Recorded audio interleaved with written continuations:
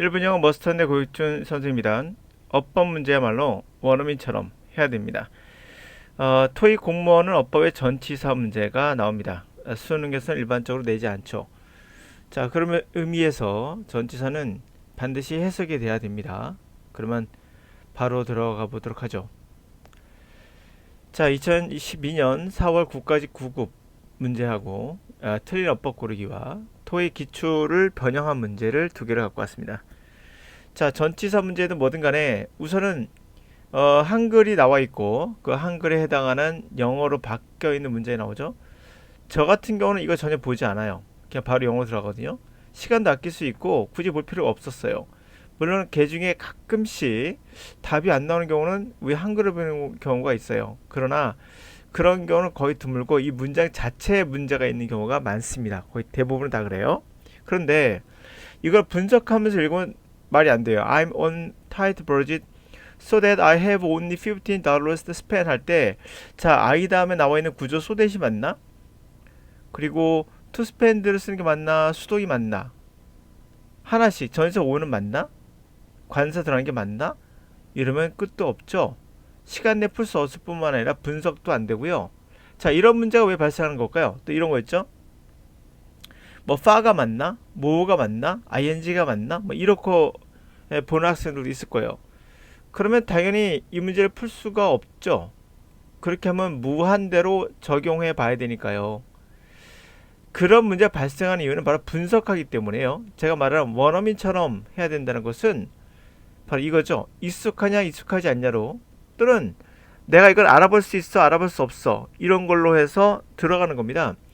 이거는 거의 굳이 따지자면 저는 농담으로 양자 역학이라거든요.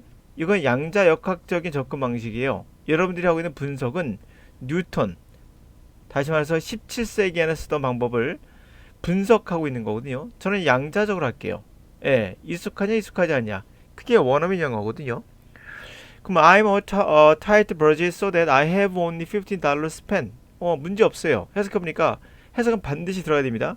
그러니까 해석으로 문법을 분석하는 거지 문법을 해석하는 것이 아니다. 그게 바로 원어민 영어다. 자, 타이트한 예산을 가지고 그래서 나는 단지 $15만 쓸 수가 있어요. 문제 없고요. His latest film far more boring than his previous ones. 그의 최신의 영화가 훨씬 지루해서 기존의 영화들보다 더 지루하다. 문제 없고요. His is thoughtful of him to remember the names of every member in our firm. 그것은 굉장히 사려 깊습니다. 그가 기억해 준다는 거, 이름을, 모든 멤버들 이름을 회사에. 문제 없습니다.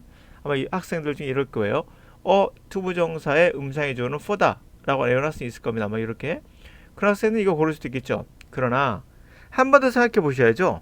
앞에 있는 단어가 어떤 건지요. 앞에 있는 단어는 사려 깊은, 생각이 많은 거니까 사려 깊은 거거든요. 사려 깊다는 것은 사람의 성격이에요. 그가 소유한 성격이에요. 오브 됐나요?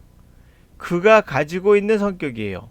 그러므로 사람의 성향이나 사람이 가질 수 있는 거라면 오브를 씁니다. for를 쓰지 않고요.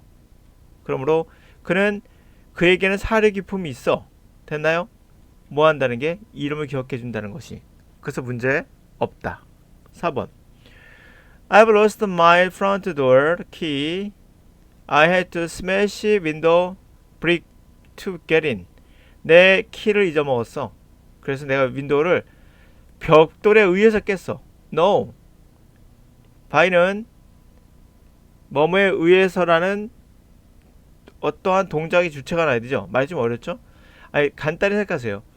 벽돌로 깨는 거죠. 뭘 가지고 깼다고요? 벽돌을 가지고 깨죠. 벽돌이 깨는 게 아닙니다. 벽돌을 가지고 깨는 거죠. 그래서 with a brick, 그가 맞다. 여기 전치사는 해석이죠. 자, 두 번째 소익 문제. 어떤 게 맞을까요? He also persuaded her to open a gate account Ameritrade. 그는 또한 그녀를 설득해서 계좌를 오픈하도록 했다. 아메리트레이드라는 곳과 이렇게 되죠. 이 아메리트레이드는 그런 회사의 소유의 계좌가 아니죠. 회사에 관련된 계좌가 그것에 관련된 그런 계좌가 아니죠. 그거와 같은 계좌가 아니죠. 이 어메리트레이드라는 회사와 함께하는 계좌를 오픈하는 거죠. A입니다. 자, 이렇게 전치사는 해석을 통해서 그 단어가 갖고 있는 고유의 성향, 그것을 여러분이 익숙하게 인지하고 있다면, 익숙하지 않은, 다시 말해서 익숙하지 않은 이상한 것들을 알아볼 수가 있습니다. 이게 양자적 해석이다. 양자적 접근이다. 어떻게 이거 하나하나 다 분석해가면서 본다는 것 자체가 말이 안 되죠. 이게 많이 나와 뭐 이런 형식으로 해서는 끝도 없습니다. 관사도 나올 수 있거든요. 때로는. 네, 정리 한번 하겠습니다.